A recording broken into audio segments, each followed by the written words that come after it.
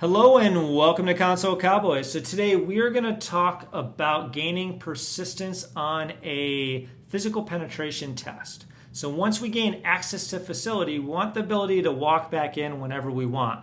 We've talked about how to do that with RFID, cloning badges, etc. Today we're going to talk about how to do that with locks, and we are going to repin a lock to work with any key that gives us access to the building whenever we need access. So why would we want to do this? Well, maybe we gained access to the facility via tailgating or some other situation, social engineering, where we might not be able to recreate that situation, much like running an exploit that crashes a server. We only have that one chance. So we're on the other side of the door now, and we can unscrew a lock like we normally do if we were working on one. So if we have a screwdriver, we could pop out that cylinder and pop in a different cylinder that allows us access, but doesn't take access away from the people who have to get into the building. We now have persistent access to the facility. So that's what we want to do here. Now, this is an attack I've seen in a lot of slides and videos and courses, but I never actually saw anybody show how to do it. So we're going to do that here. To demonstrate what we're going to try to achieve here is we have the building's lock. And if I put in the owner's key to the building, I can turn it and I can open up this lock, not a problem. However, I want to use my own key in this building. If I pop that in there, I'm denied access, so that kind of sucks. But here's a lock that's rekeyed to work with any key. So if I pop in the owner's key without knowing how many pins are in this lock over here, and or what the key looks like, or anything about it, the owner's key should work just fine. As long as the keyways are the same, this one being a shellage keyway. So if I grab my key as a hacker, that also turns and works just fine. As well as any other key on this key ring. Should work just fine. Now, how are we able to do that? The way we're able to do that is by creating more situations where this cylinder turns. So as you guys know, if you're watching this video, you're probably a little more advanced and you've done normal lock picking, and you know that when you push up that driver pin up top with the spring and the key pin below, and you find that line in the center where all of those key pins, they line up so that there's nothing in the way of this cylinder spinning. We're going to create a situation where any depth of key that you put in here allows the cylinder to spin. So instead of just using like one big key pin, like this is a little, this is like a 1 or a 2, but normally some of them are quite big, we're going to put the smallest one possible in there, and then we're going to use these tiny little master pin wafers. They're really thin. So they are cut to the depth of a normal key when you're cutting it. So I bought a package of pin sizes 2 through 7 on eBay for a shellage keyway, because this is a shellage.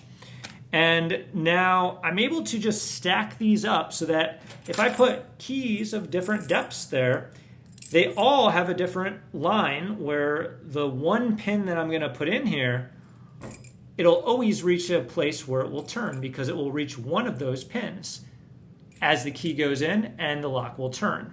So the thing to think about with this attack is any key will work on this lock, which means that you are downgrading the security to the building. So this is something that you're going to want in the rules of engagement before you do it. Otherwise, anybody with their house key, that's a shellage key in this case, will be able to open this door. So just something that you want in your rules of engagement as something you're allowed to do, whether this be unscrewing the lock or snapping it off with the Euro cylinder. You're going to make sure these types of attacks are in your rules of engagement.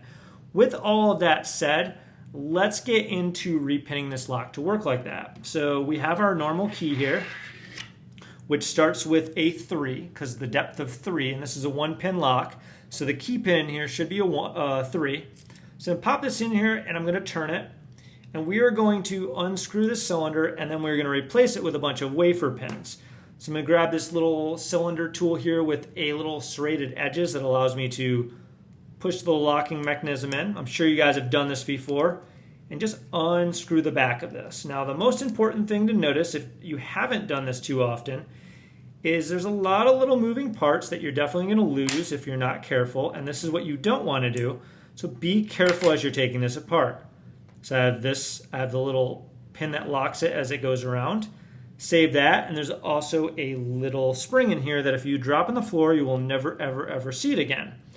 So what we want to do is we want to turn the keyway so that way it locks that key pin in here and it locks the spring and the driver pin up here and they can't slip out.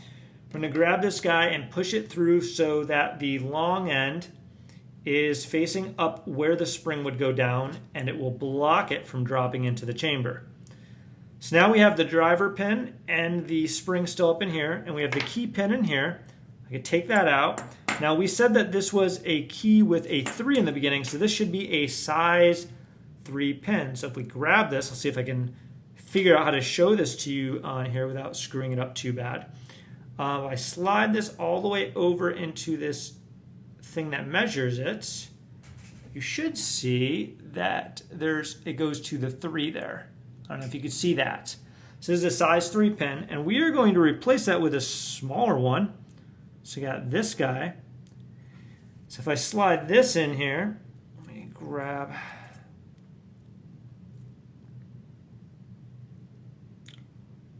This one is actually a 2, so it's a little smaller.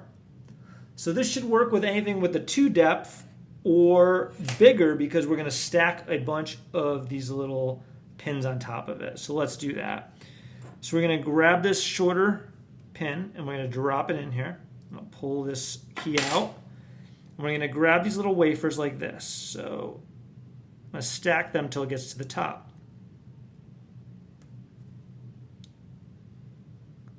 So you're going to need a little tweezers. You can get a lot of this stuff from like Sparrow's tool, like a little mat, or little tweezers like this. You can get it at RedTeam tools.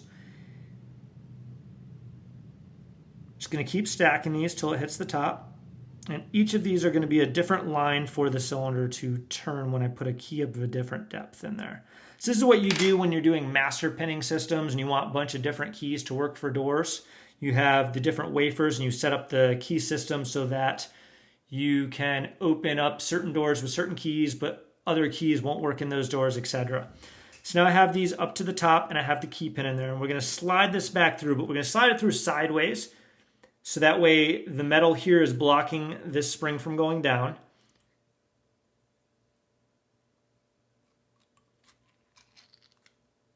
All right, so once this is all the way in, we're going to drop the spring back in here.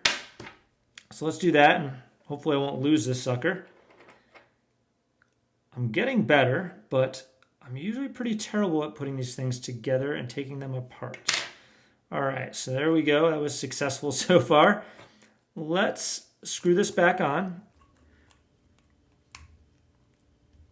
It should work with any key now. So if I grab the original key, get this around here, you'll hear a clicking sound when it snaps back in place.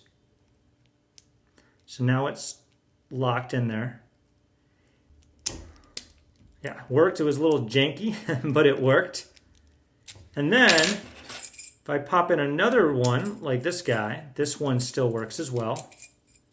And the one thing is, like, it can get a little bit janky, so when you pop it in here, you'll sometimes feel it kind of grindy because it's not catching it perfectly, but it works after you give it a little bit of a twist. Like right there, it's working fine now. So that is how you would repin a lock after gaining access, replace it, and be able to use any key on it. Now, you may or may not have the ability to do this in a penetration test. You want to check your rules of engagement. But if you can, this is a viable option. So hopefully this video was useful for you in actually how to do it. And I will catch you later.